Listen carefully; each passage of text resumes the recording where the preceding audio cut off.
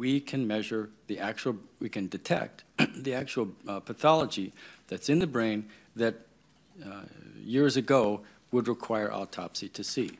And what this means is that we're now capable of making biologically based diagnosis of Alzheimer's disease in living people. So let me illustrate, let me put this all together. And this is an example of a 75-year-old woman with an amnestic multidomain dementia, so the classic clinical picture of Alzheimer's disease. And you can see, maybe it's not so obvious, but the tau scans are abnormal, the amyloid PET scan is abnormal, and the MR scan is abnormal. So this is an individual where the clinical syndrome and the imaging biomarkers matched up. However, I mentioned that there were problems with the clinical diagnosis of Alzheimer's disease. And these problems have real consequences in terms of treatment discovery and application. So let me illustrate the first kind of problem, and that is this.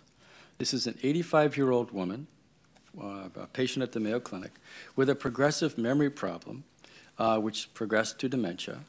The clinical diagnosis was Alzheimer's disease, which is appropriate because this patient met all the criteria for the classic clinical diagnosis. The problem is the patient doesn't have Alzheimer's disease. You can't see it, but I take my word for it. The tau PET scan is normal. The amyloid PET scan is normal. The MRI is very abnormal.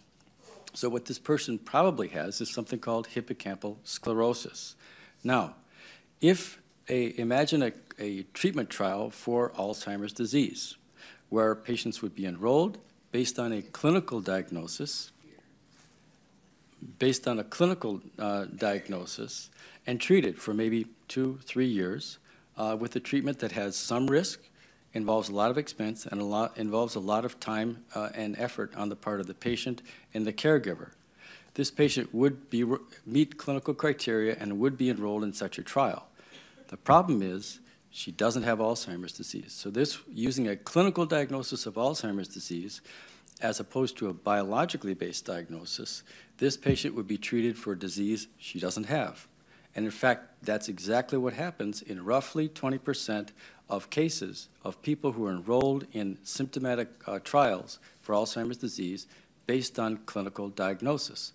The alternative, however, is to make a biologically based diagnosis on the basis of biomarkers, in which case it would be obvious that this patient did not have Alzheimer's disease, she would not have been enrolled, and would not have been subjected or exposed to treatment for a disease she doesn't have. Here's the second example of the opposite phenomenon. So here is a cognitively unimpaired individual, 67 years old. Again, you can't really see it. I certainly can't see it.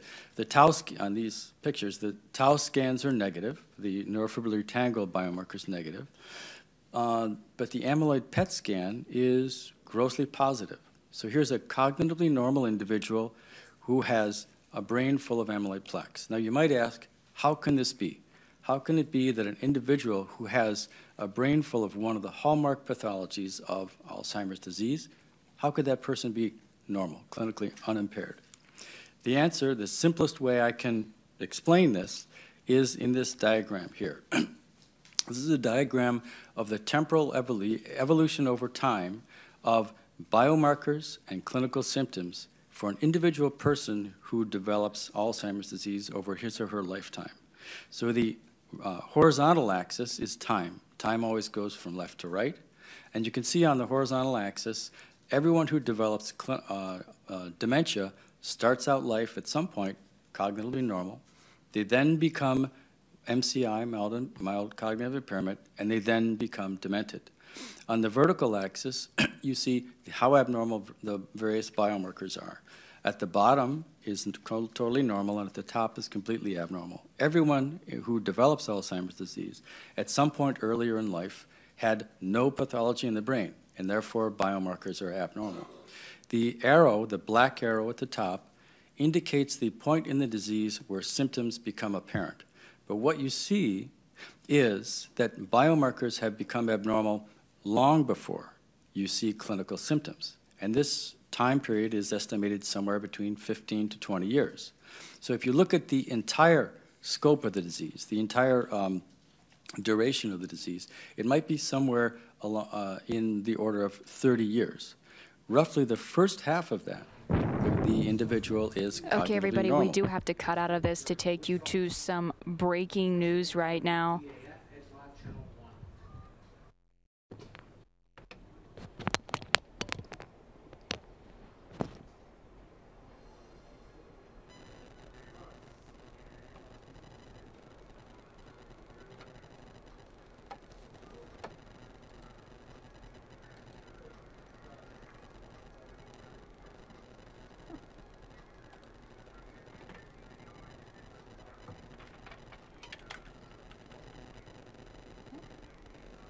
To this, we can give some relief to the citizens of Clinton that he is in custody.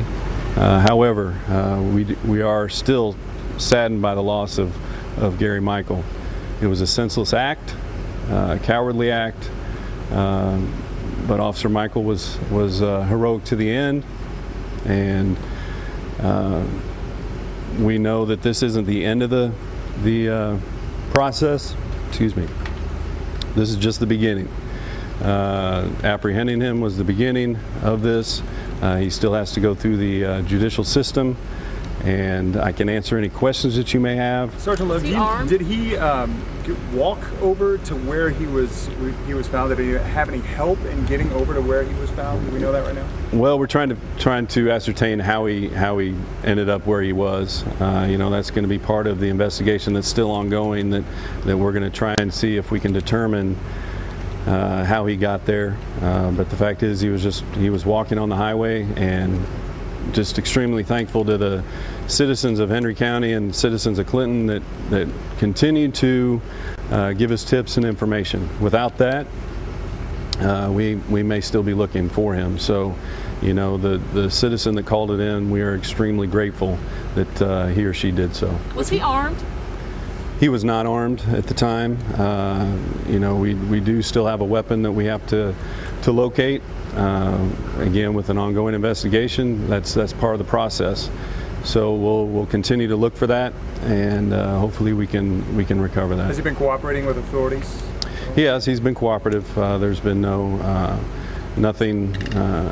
animosity. So, you know, as of right now, he's being cooperative. Was he injured? He was injured. He did sustain a gunshot wound. I'm not going to give you the specifics as to where it was, but he did sustain a gunshot wound, which just goes to the statement I made yesterday that Officer Michael was heroic to the end. Even sustaining a fatal gunshot wound, he was able to return fire and to protect himself as well as the citizens here in Clinton. You know, that just goes to his heroic actions and his ability to think and process things in a critical manner. At this point, do you think he had any help over the past 48 hours to get that far away from Clinton at all? Do you think he had any help? Well, that's part of the process that we're going to go through to figure out how he got where he was. Did he have any help? You know, that's the investigation that's going to continue. You know, even though we have apprehended him, this is still an ongoing investigation. So we're going to be diligent in making sure we have every fact figured out and all the evidence collected. So the citizen that made the call, were they driving, were they walking when they happened to see him along the side of the highway? They were driving by, and they just they called in a report of a pedestrian walking on the highway. Did not give a description of the suspect. Just said he was a white male walking on the highway, and you know, again, it's those kinds of things that help law enforcement. You know, when we're looking for somebody. How far up Highway 7 was he? He was on Highway U. He was about a mile south of Bucksaw Marina. And have you been able to tell this good news to the family? Have you heard about their reaction knowing that he is now in custody? I don't know specifically who has contacted the family, but I'm sure they have been contacted. The chief has been contacted, so I'm sure he was in direct communication with them. Again, you know, it's a relief for us that he's in custody, but it's with extreme sadness that it was a result of Officer Michael losing his life. There's no words that we can say or express to his family how sorry we are, but we hope that this gives them some closure in this. And you know, I got to say that you know, without the help of Sheriff Overcrum, that you know, the Henry County Sheriff's Department opened his doors. All the deputies were helpful. They were vital in gathering information, vital in looking for the suspect. So we couldn't have done it without them. And there's also many other law enforcement officers that from other counties that came in to assist the search. And you know, we have a tremendous amount of respect for them, for enduring the long hours and the heat in not some really nice locations sometimes. So you know, we're very appreciative of the working relationship we have. Talk about the community's help with all of this. Well, the community, you know, I can't say enough that you know, law enforcement needs the help of their communities. Clinton is a good community. It's a small community, rural community. Their police officers live here. We have troopers that live here. We have deputies that live here. They know us. We know them. We are a part of that community, and when something happens to one of us, they take it personal as well. So, you know, without them being able to give information and be willing to come forward and give information, we still may be looking for them. So, you know, we're grateful that we got that information. The past 48 hours have been very tough on the entire community, but also it's been very tough because the search has been going on for this suspect too. Is there a sense of relief tonight as these folks here in Clinton lay their heads down on their pillow that he is in custody now? Oh, there's a tremendous amount of relief that I'm glad we could give them. You know, the city's been on edge. This county's been on edge, not knowing where this individual was. So, you know, this gives them a sense of relief, an ability to get back to some sense of normalcy. Obviously, you know, it's not normal. You have a law enforcement officer who's been killed in a cowardly act, and you know, the community will get through this together. We'll get through it as a law enforcement community. But you know, I'm extremely grateful for the community support. Were any officers injured in any way going through brush or buildings or anything like that over the last couple of days? No, there wasn't any injuries from the officers. They were all, you know, they worked tirelessly. We had our Troop A SWAT team out here hours on end. We had our Troop D in Springfield. Their SWAT team was here for hours on end. Not to mention the other law enforcement officers that were here hours on end. And through all this, the officers of Clinton Police Department, you know, I can't imagine what they're going through when a friend of theirs is killed violently, and they were here. They were here to help locate him, and you know, that just shows the kind of law enforcement we have in this community, and you know, it sends a great message to this community that they can be counted on. And Sergeant, do you have any idea just how many tips you looked into before you got the tip that led to the arrest? You know, I would be remiss to give you a guess. We've received numerous tips. I can't give you a firmed up number, but there have been several tips to lead us somewhere. And just like I said when we were in Chilhowee today, any tip we get, we consider it a good tip until we are able to prove otherwise. So, you know, those tips help. They keep us in some sort of high impact area, an area that we can look through and look for.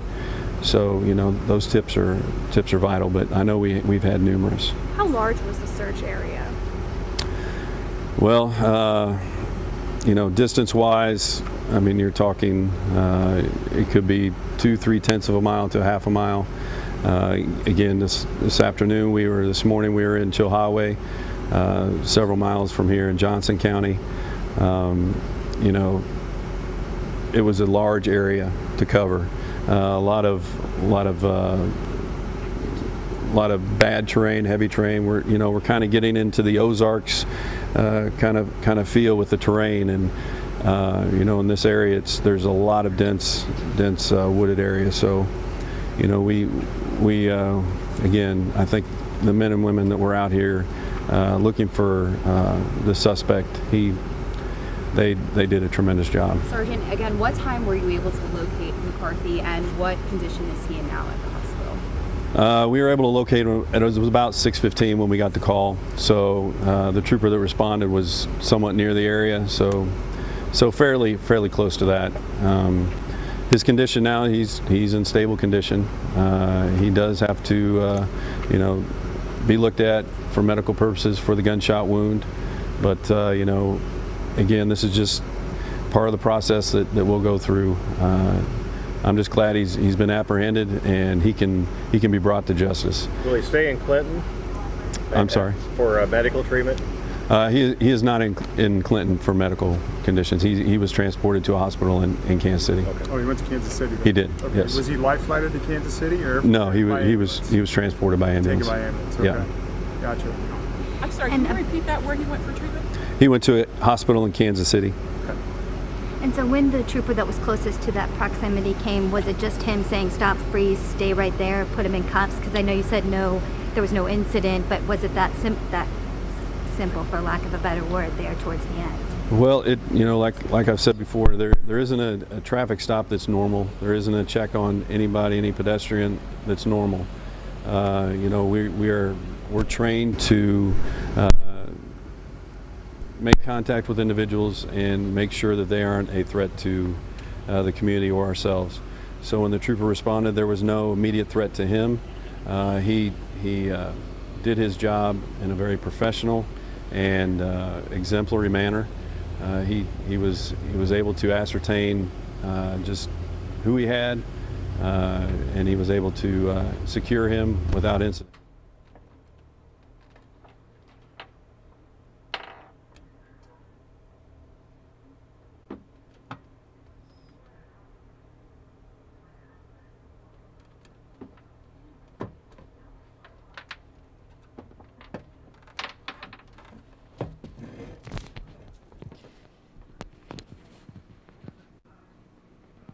Giving you a live look of New York City right now.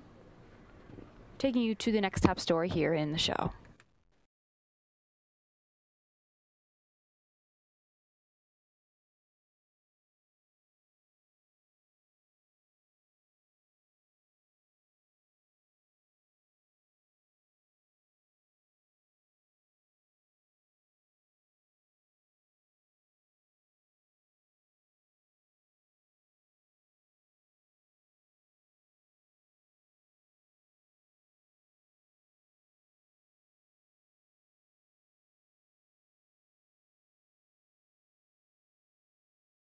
Right, because at the very, very end, it's about clinical decisions and how would a clinician at the various points of care use the information that comes from the test to make important decisions together with the person who's receiving that information. That means the patient, the family. So I don't know if there's an opportunity to kind of put that concept in the development as, you know, because what we see now is that things come through the pipeline and at the very end we're thinking about, okay, so now how do we use this and what does it mean?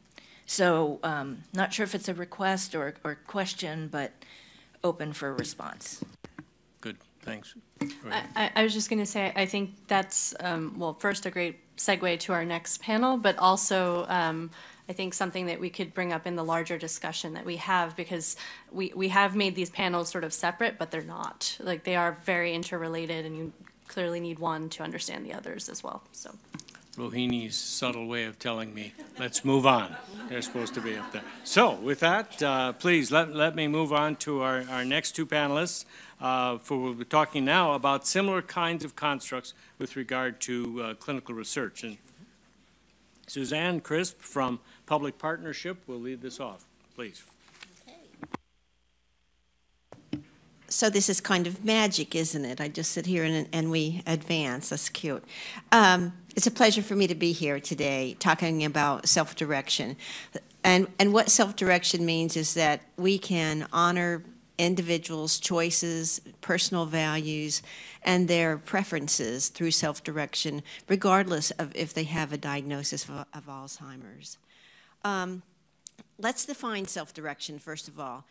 Typically, an individual or a family member is given a budget, and that budget then is used to meet their needs. They can make decisions about what they want to do with their budget.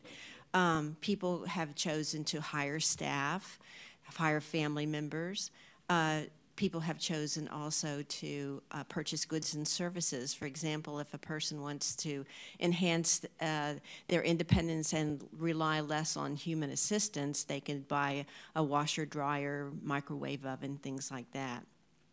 So the person and or their representative or family member decides what they want to do with their budget. They decide when services should be provided. If a person wants to sleep late and not have an aide come in until noon, then they have the right to do that.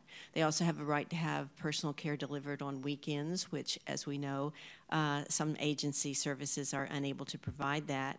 They decide who they want to hire. Do they want to hire their caregiver? Do they want to hire someone to help their caregiver? Do they want to hire a family member? Even legally responsible relatives can be hired as caregivers, paid caregivers in many places. They also decide how they want services to be delivered. As we think about needing assistance, particularly with the ADLs, we know best how we want to bath. We know best how we want to be dressed in the morning, things like that. So self-direction actually honors a person's preferences and encourages their independence then. So as we move along here, I do want to acknowledge that individuals with dementia and individuals with Alzheimer's are challenging. There are specific challenges unique to this population that are not unique for individuals with chronic physical illnesses. For example, behavioral issues, increased agitation, personality changes, things like that we have to deal with. Difficulties in communication oftentimes is something that we deal with. Limited and better knowledge about how to provide that care. So with all of that said, let's talk about the role of a representative, which is increasingly important in dealing with Alzheimer's, persons with Alzheimer's. A representative can be appointed when a person is apprehensive about self-directing, do not have the confidence to make decisions. If they have a cognitive impairment or if they have a diagnosis of Alzheimer's, then a representative is warranted. We require that a representative have a strong relationship with that person. They know that person. The representative is not in Arkansas and the person lives in California, for example. There's a close relationship. They must agree to have the responsibility of self-directing.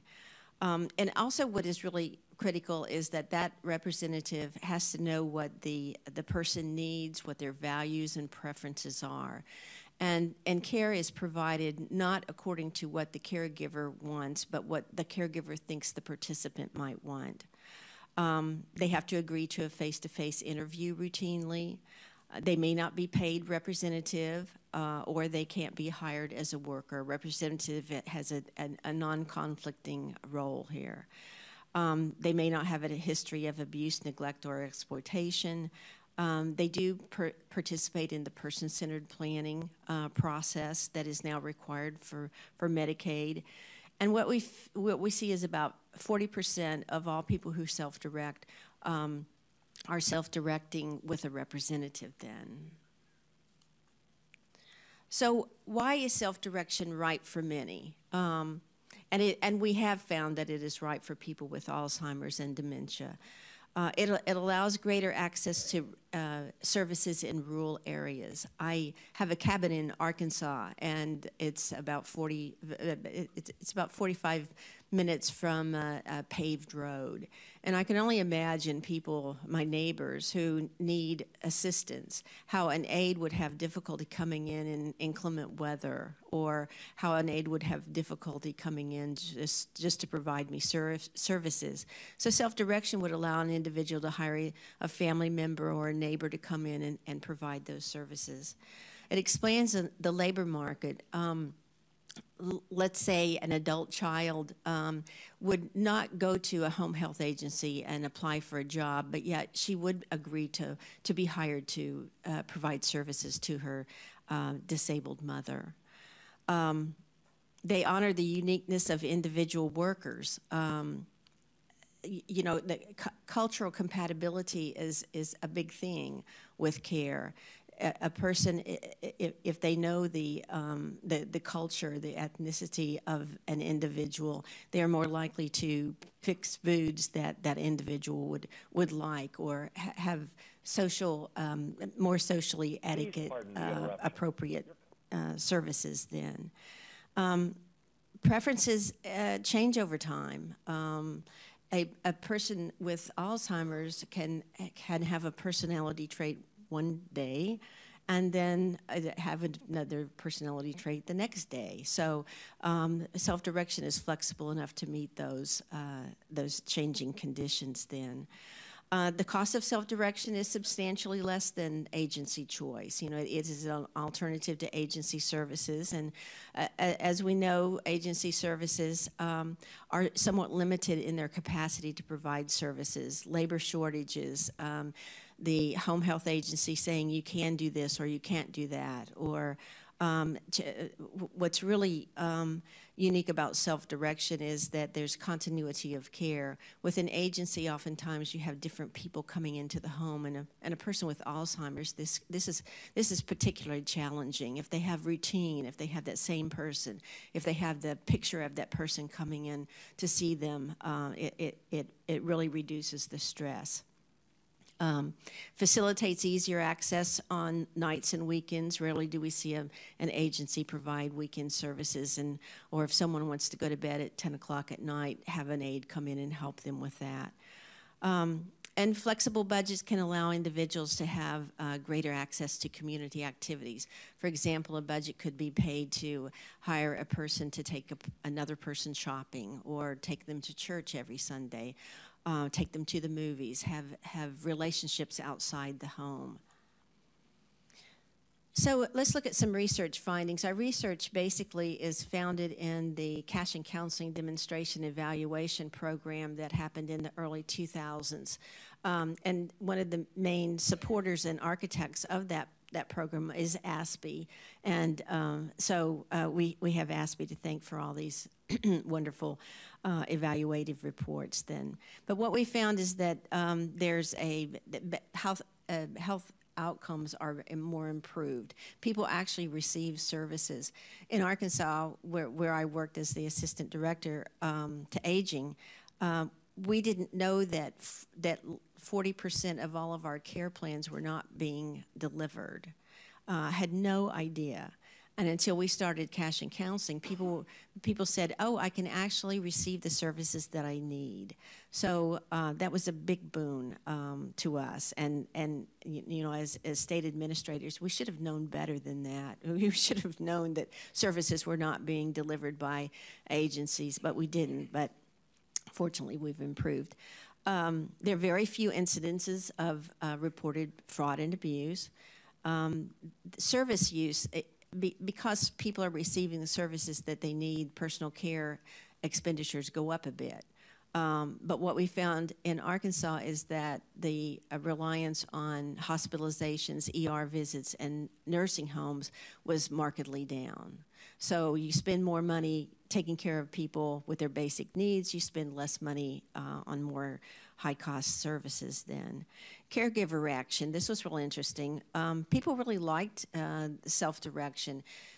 Caregivers decided they wanted to be hired by that individual, and that was a good thing, or they decided, you know, I've got my hands full anyway, I'm going to hire someone else. So they liked the arrangement then. They expressed less emotional strain, and they felt that they were well trained to perform their duties then. Certainly, we've seen a positive influence on the quality of life. Annually, oftentimes self-directed programs do surveys with participants and representatives and even workers. And they find that everybody is very satisfied, more satisfied than with the traditional agency services. There's an enhanced feeling of safety, as we talked about, that people know who's coming. They're aware of them. We had one person come to us and say, you know, I'm a person with a disability, and I've given at least 7 keys out to my home, and I really don't feel safe, and I have no idea who's coming, when they're coming, and so self-direction alleviates a lot of that. Improves access to services. We've talked about that. People actually receive the services they need. And it promotes life in the community, as we talked about. You can pay people to take you out and experience community life again then. So how is self-direction going? We know with a survey that we completed last year with Boston College that there are 1.1 million people self-directing who have chosen the self-directed option. Medicaid, of course, is the largest funder of self-direction.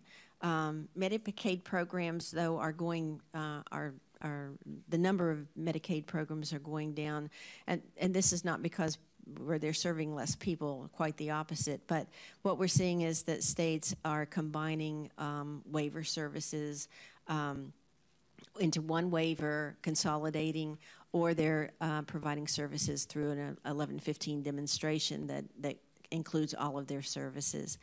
And self-direction serves all ages and all disability groups. In each state, there is at least one program serving the intellectual and developmentally disabled, and also persons with younger persons with disabilities, as well as elders with disabilities then. Some interesting facts are that California and Massachusetts use self-direction as their default program.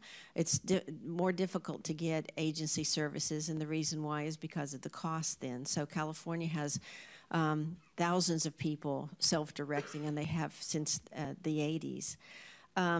Managed care programs, health plans are picking up self-direction, mostly at the requirement of the state. There's a pretty high learning curve with managed care health plans by saying, well, you know, we want to give people the right to hire their own staff, and that's very foreign to a managed care organization. But once they get it, and particularly in light that it saves money, they can get more services for the same dollar, or save a little money. They are pleased with that then.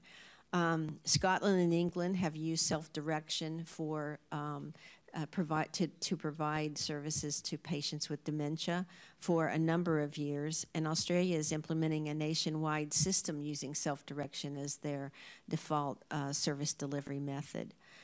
So let's talk about a few challenges. Case managers maintain the doorway to self-direction. They're the ones that introduce it to the family. They're the one that explain the program. Oftentimes, though, self-direction means that they have more work that they have to do, more paperwork, more monitoring, more explanations, things like that. So we've had instances where people say, you don't want to be an employer, do you? And people go, no, I don't, without thoroughly explaining self-direction.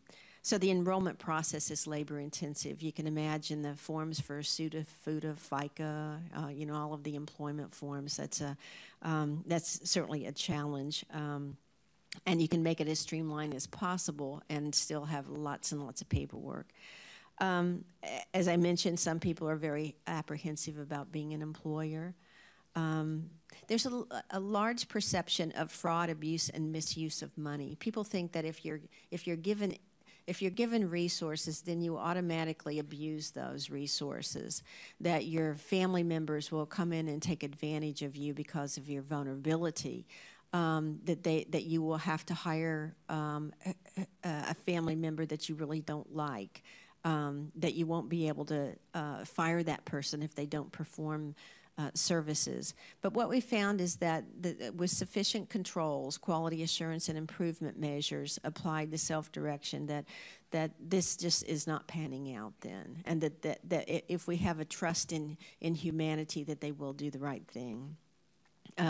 Fair Labor Standards Act recently required domestic workers to become like regular workers. They have to be paid overtime. They have to be paid travel time if they go from one client to the next. So that's been somewhat of a challenge. And this is just a map of the number of people. Many programs, as you can see, have 10,000 or more. Some of the assumptions of self-direction, people with cognitive limitations should have the option. As we talked about, it's not right for everyone. People with Alzheimer's have significant challenges. So therefore, we have to pay more attention to assessments of need, risk assessments, assessment of the caregiver capacity, monitoring the services that go in, having sufficient supports to help a caregiver with a situation.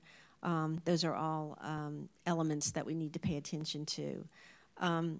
Participants and representatives are experts when it comes to their health. Participants make their own decisions based on their needs and preferences. Some people will take a more active role. For a person with just beginning with Alzheimer's might be, still is able to say, I really want to hire somebody. When as the disease progresses, then there would be more need for a representative, greater role for a representative. There are supports that are required. CMS, in its wisdom, said that you can't just give people a budget. You have to have a safety net. So counseling is required, someone to help them understand the self-directed process, problem solve when there are issues, help with recruiting, hiring, managing, things like that. There's also domestic workers have to adhere to all of the employment laws that we all know and love. These individuals are not independent contractors and cannot be deemed that way. So there does have to be someone to help with payroll taxes and timesheets and the payment of employment laws. Participants exercise their choices and they spend money wisely. We typically see that about 80% of individual budgets are expended. So there's wise choices made. Participant direction may save money. It certainly has been shown to reduce hospitalizations, ER visits, and nursing home admissions. So some things that might surprise you: 24% of people of all ages who receive Medicaid and Medicare have moderate to severe cognitive impairments. Budgets can be used, and I found this really interesting. It can be used to enhance safety. For example, wandering device there are things that can be purchased: wandering devices, video monitoring systems, bed occupancy notifications, reminding devices, GPS locators and tracking, picture phones. Many Medicaid waivers include special services for persons with dementia, particularly supports. There's additional training for healthcare workers, regardless of if they're, particularly if they're self-directed. Dementia coaching and crisis intervention. These are all discrete services within a waiver that are available to people with Alzheimer's. Many Medicaid programs allow advanced training both in-home and out-of-home. payment to conferences for caregivers and support groups, and they provide unique learning opportunities then. So in closing, self-direction is here to stay. A lot of people are doing it. A lot of people like it. There's attention to private pay and long-term health insurance. I'm currently doing some research on long-term care health insurance and how we can invoke a self-directed component there. The penetration rate for self-direction is still pretty low. It's between 5 and 20%. So what that means is 5 to 20% of the people who could self-direct are self-directing. The reasons why are numerous. I mentioned a few: case management, apprehension. We also have a lot of provider resistance, even though health plans, healthcare agencies are actually unable, due to labor market shortages, to fully fund plans of care. They still are very protective of their market share, and they don't see self-direction as a positive thing at all. Training varies from none to 40 hours of mandatory training, so that programs are all over the map there. Cost studies have not been definitive. We'd like to know more about, does self-direction save money? And if it does, then how can we reinvest that into more services for people, or reinvest it into the program as a whole? Financial management services, a company that I work for, have become more sophisticated. There's a mobile application for timesheets. There's electronic service plans that individuals can get online and change their service plans themselves and have an immediate result. Electronic voice verification systems, that's actually a requirement beginning in 2019, where aides come into the home and they have to dial a number from the home telephone saying, I'm here, I'm doing this, I'm doing that, and then call again when they're leaving then. So in closing, I'd just like to say, what kind of programs do you want available to you? Is self-direction something that you might be interested in? And if so, we need to work hard now in order to make sure that that happens when we all need it then. So thank you. Thank you, Suzanne. Let's move on to Deirdre then, to talk. Deirdre's from Johns Hopkins, and we'll pick up the same tone. Okay, so I am, I'm a clinician, so I'm going to talk about this from a clinician's point of view. I've been in practice for more years than I'm going to say, and a majority of my patients have dementia, and I see them and their families. I also am co-investigator on the Mind at Home study, along with Quincy Samus, who's the PI. I lead the clinical intervention, I led the development of it, and I also oversee and have trained the memory care coordinators, which is a new type of worker that we have developed to kind of fill in this big gap that there seems to me to be between clinical and what's happening in the real world in people's homes. So I'm going to talk about chronic conditions and dementia. And I could tell you the whole thing I'm going to tell you right now.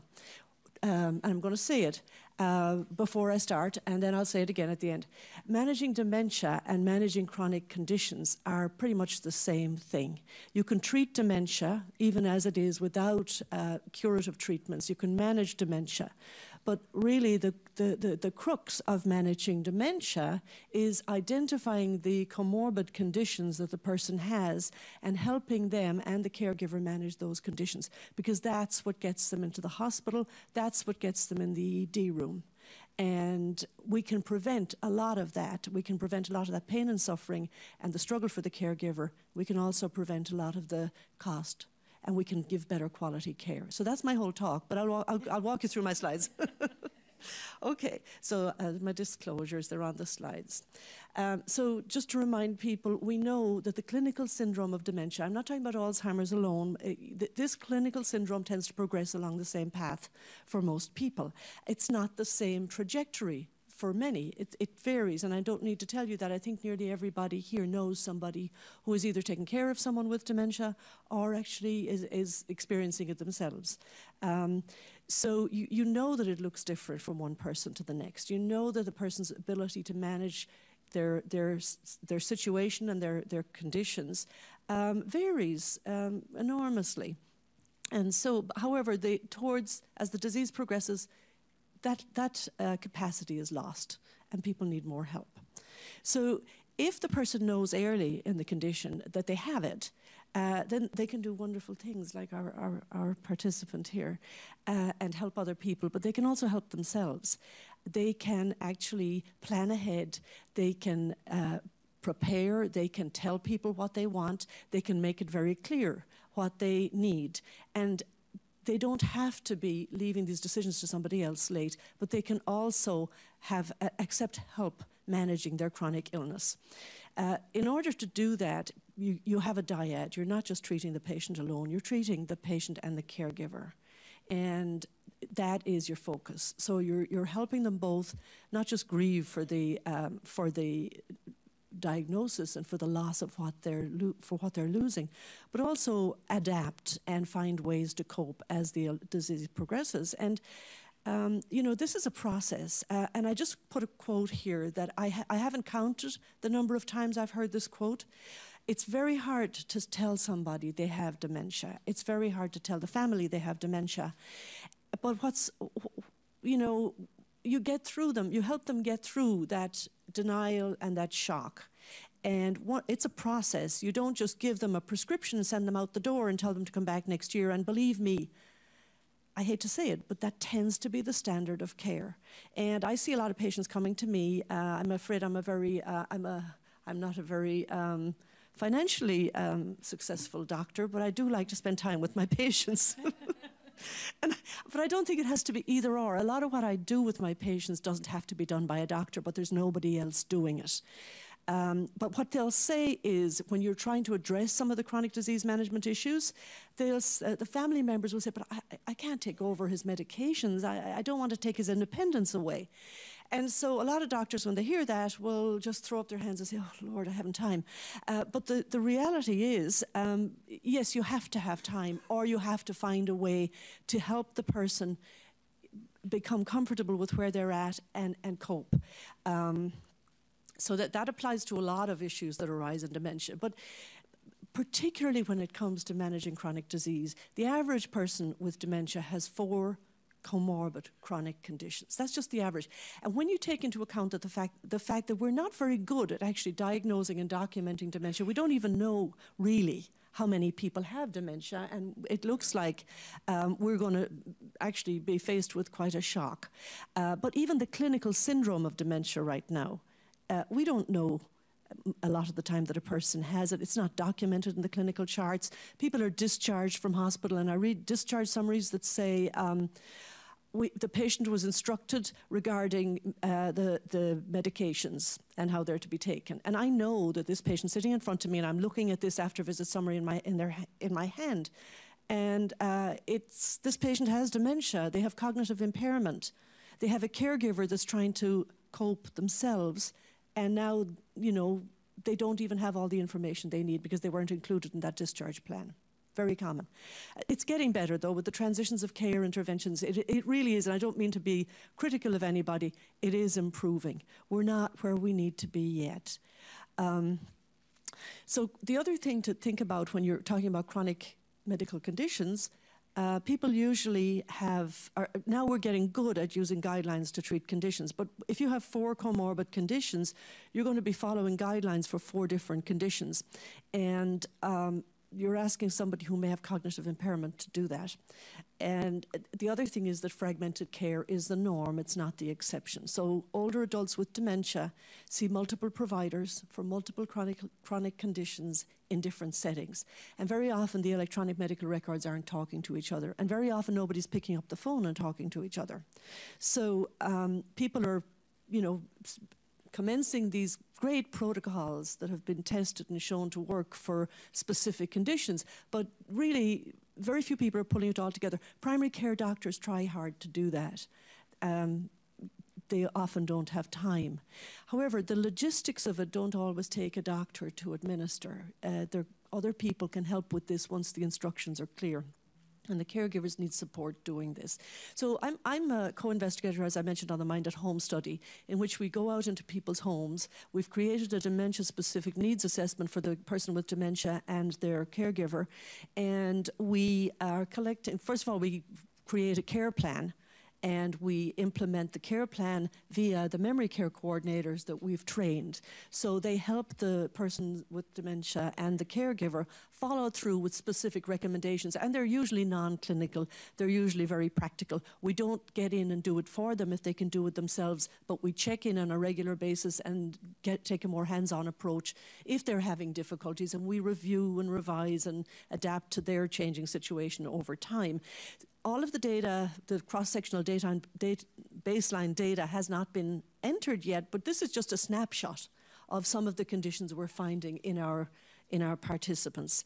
They have a lot of chronic medical conditions. This isn't complete, but you can see a lot of them are dealing with pretty serious conditions: hypertension, hypercholesterolemia, and they're all on medications for these, which I'll get to in a minute. Incontinence, which is one of the reasons people fall and end up in the emergency room and in the hospital with broken hips. Diabetes, a lot of them are managing their own diabetes. I've gone into houses where the patient has dementia and also has diabetes, and I have opened the refrigerator, and I have seen from the primary care doctor that the hemoglobin A1C is going up and up, and the insulin dose is going up and up, and I open the refrigerator, and guess what? It's full of insulin. Oh no, the orange juice and the sodas are all out on the table. Gallon bottles of soda are all out on the table, but the refrigerator is full of insulin, and if that patient gives themselves the dose of insulin that's been prescribed, they'll die. Thank goodness this lady in particular, who was a particularly dramatic example, wasn't giving herself any insulin at all, and she's drinking loads of soda. So you have somebody who maybe was struggling to manage their chronic conditions in the beginning, and now they have cognitive impairment, and they're on these medications that can kill them. But everybody is doing their best to help them with what is available to them right now. So our participants, actually 4/5 of them had a diagnosis of dementia, which is actually a pretty high number, as you know, it really isn't recognized a lot of the time. One of the criteria for being in the study was to either have a dementia diagnosis or to screen in as when we did the assessment, we found that they had clinical signs and symptoms of dementia. So the number of medications our participants had at baseline, 8.23. And these are people with cognitive impairment. The caregivers themselves were not a well group either. They were on an average of 5.07 medications. So you have caregivers who are managing their own comorbid conditions and their own illnesses and difficulties, and they have these medications to manage. But now once they've taken on the role of caregiver and are getting used to it, they're now having to manage these two sets of complicated medications for a complicated set of comorbid conditions for both themselves and the person they're taking care of. And a lot of these caregivers are getting older. Even though we have a lot of adult children caregivers, I have patients and participants who are up in their 90s and they have 70-year-old caregivers. And then there are the spouse caregivers who are falling down when they're getting in the shower to try and help the person with dementia bathe, and then they're ending up in the emergency room with a broken hip. So we're not diagnosing it, and it's missed a lot of the time. And there are a lot of reasons for this. And I know as a clinician that, as I've said, giving that diagnosis, acknowledging that it exists in a patient and giving it to a patient and family is a hard thing to do. But in a survey that was done recently, physicians actually identified time constraints. They're saying they don't have time to make the diagnosis. Well, there are ways you can screen and focus on the person who might need your attention for this problem. People will say, well, it costs too much to do that workup, and what am I going to do in the long run about it anyway? We'll come to that. Stigma. People are afraid of stigmatizing somebody with a diagnosis of dementia, and I think partly that has to do with physicians' perception that they can't cure it, so they don't want to know that it's there. And they're not, they're trying to do the best they can for their patients, but a lot of them don't actually know that there's a lot you can do. Even now, before we can use all of these great tests and potential future interventions. So these are the types of medications that our patients in Mind at Home are on. And again, we're still entering this data, so you know, it's incomplete, but it just gives you a sort of a snapshot of what people are taking. And you can see that, you know, they're on psychotropic medications, they're on diabetic medications, they're on opiates, and they're on aspirin, which I've seen people die from accidentally overdosing on aspirin, benzodiazepines, medications that can make them fall. Some of them have anxiety and depression. They're on treatment for that. Some of them are not moving around much because they're afraid they'll fall. And then, of course, the chronic comorbid conditions become worse because they become deconditioned. They can't get to they have incontinence. They're afraid to drink water. Because they can't get to the bathroom on time. This is really a bread and butter issue every single day. And I see you nodding your head. It's a real thing. They won't drink, and then it's hot. And a lot of the row houses in Baltimore have no air conditioning, and the bathroom's upstairs. And they'll sit on that couch all day until they have to get up, and they're lightheaded, and they fall, and they break their hip. And that really shouldn't happen. And actually, believe it or not, that's actually something that's quite complicated and difficult to address. Families get creative. I've seen families put a porta potty right next to the patient in the living room, but at least they can get to the bathroom. A lot of older ladies don't like to drink water, and it's often women who get dehydrated because they're trying to avoid wetting themselves. And so these are very practical, everyday things. It shouldn't take a physician. You don't need expensive medical services to go in and do something about this, you know, but that's what's lacking. So let's see. So cost implications, I don't think I need to belabor the cost implications. Most care costs for people with dementia are for acute inpatient and institutional long-stay care. We know about the exponential costs as people approach the last year of their lives. But people with dementia have an 80% higher rate of potentially avoidable hospitalizations. We could prevent some of this. We could make some changes that aren't medical, don't involve expensive medications, in fact might involve fewer expensive medications, and have them taken properly. And without it costing more in doctors' fees, in healthcare system fees.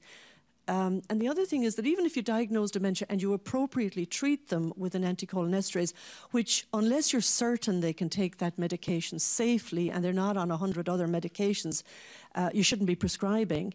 But I see people on anticholinesterases who are not able to take their existing medication safely, and now they're on an additional one. But if you do treat, even if you give them the anticholinesterases, it turns out that it actually is associated, that diagnosis and treatment is associated with lower overall medical care costs because you've recognized that the problem exists and you're doing something about it. So the impact, to summarize, of dementia on coexisting chronic care conditions is the loss of ability to self-manage. And we were talking about self-direction there, but illness self-management.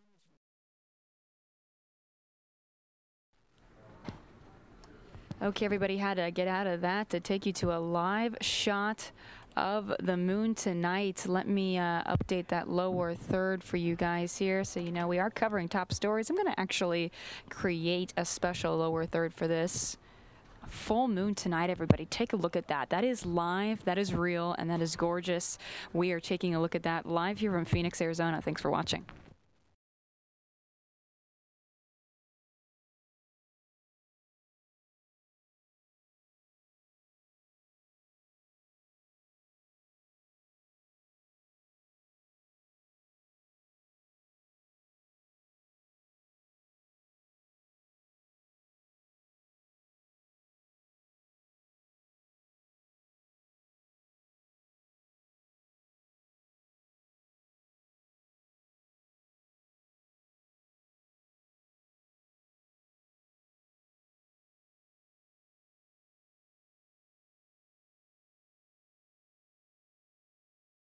Wow, check that out. A plane flying right in front of that full moon there. Just gorgeous.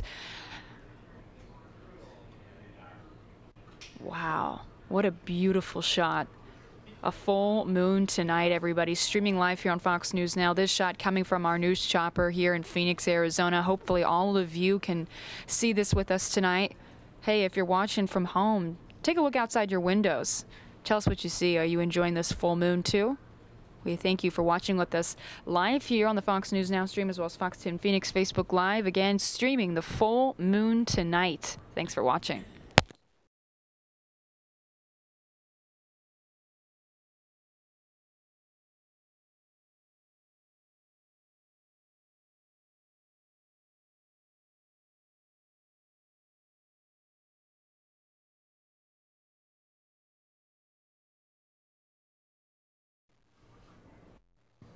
Oh, take a look at that as we're just moving away from our news chopper here. You know, they say when the full moon moves into Earth's shadow, a lunar eclipse occurs, and all or part of the moon's face may appear reddish due to the Rayleigh scattering of blue light in Earth's atmosphere.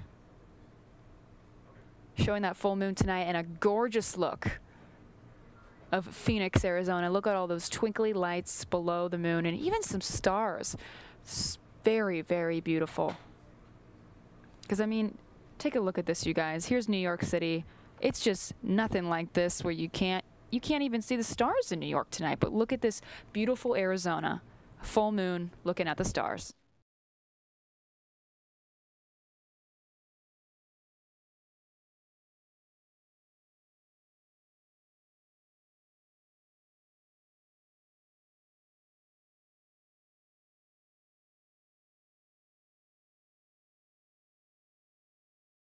We just asked our chopper reporter to zoom in here at the moon again. My web producer Ken also asking the chopper operator there to zoom into the moon. Great. Looks like he did. And take a look at that gorgeous moon tonight, everybody.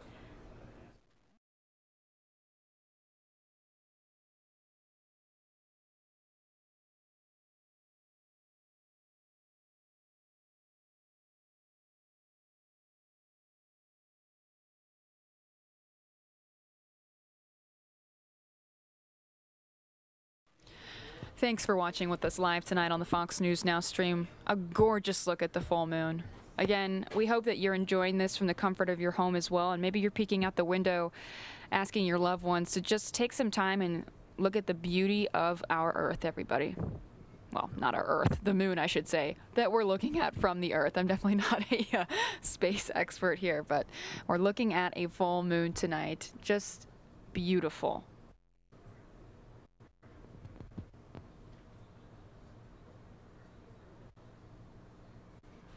This is really Earth's only natural satellite, hovering above us right now, bright and round until it seemingly appears in the night and disappears in the day.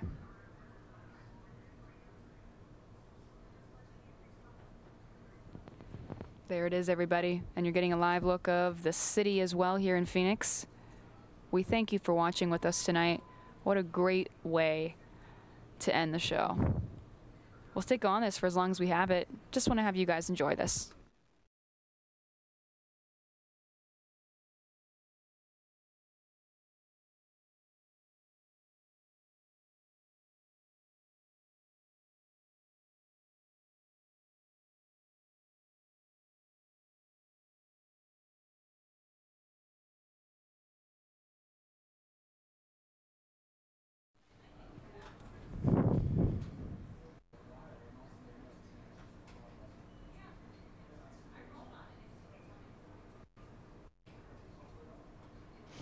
You know, it's pretty interesting. It's only during a full moon that the dark side of the moon, the hemisphere on the opposite side to the sun, is completely dark.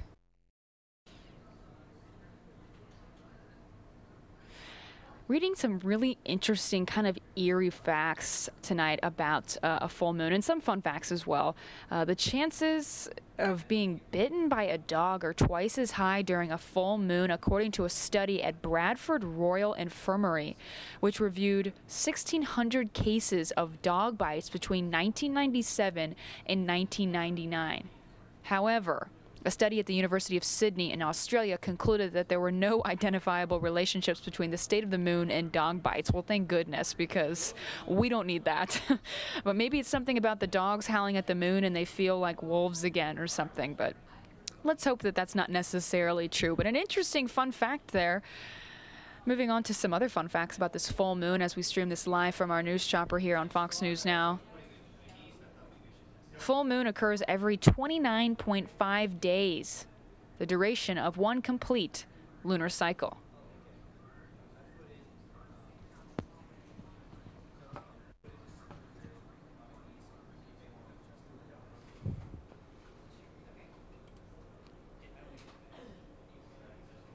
It's always been told that the most profitable time to hunt was during the full moon. Still reading some fun facts here about a full moon.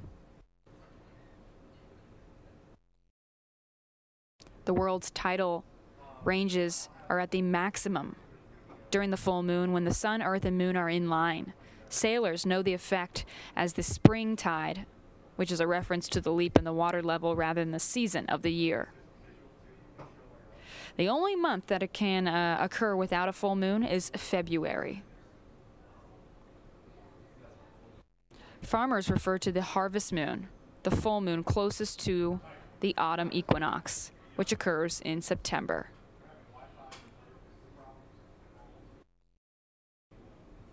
A full moon is considered unlucky if it occurs, I should say, on a Sunday, but lucky on Monday or Moon Day.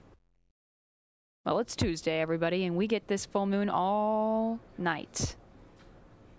Take a look at how beautiful Phoenix is as well. Aren't we lucky that we get to see the stars? I mean, again, taking a look here at New York City, you don't see any because, you know, it's a very bright city and it's understandable, but take a look at Phoenix, everybody. Beautiful, beautiful place to be, beautiful place to live. Personally, I moved here about a year ago. I had no idea how much I would absolutely love it here. It's a gorgeous city, and just seeing this view tonight only confirms my belief that it's absolutely beautiful here. We thank you for watching with us live on the Fox News Now stream as well as Fox 10 Phoenix Facebook Live. Pulling up some fun facts of the full moon as we watch this live stream tonight.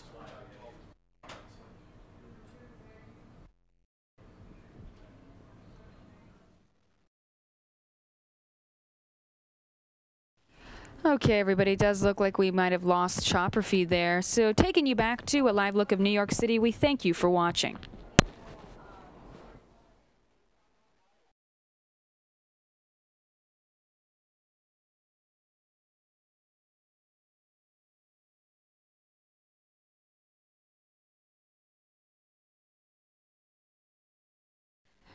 Also want to mention that that is the end of tonight's Fox News Now stream. We thank you for watching, and we will be back on the air tomorrow morning at 9 a.m. See you then.